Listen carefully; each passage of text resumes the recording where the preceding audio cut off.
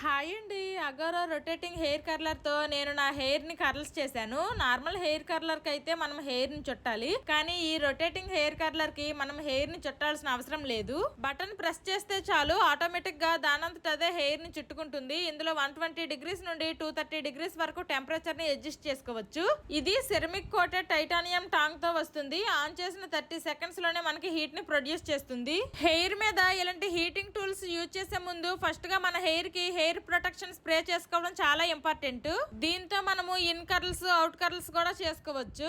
నేను నా హెయిర్ కి కర్ల్స్ చేయడానికి 180 డిగ్రీస్ దగ్గర టెంపరేచర్ అడ్జస్ట్ చేసుకున్నాను. ఇలా ఆన్ చేసిన తర్వాత 1-2 మినిట్ ఉంచి తీస్తే చాలు కర్ల్స్ అనేవి చాలా బాగా వచ్చాయి.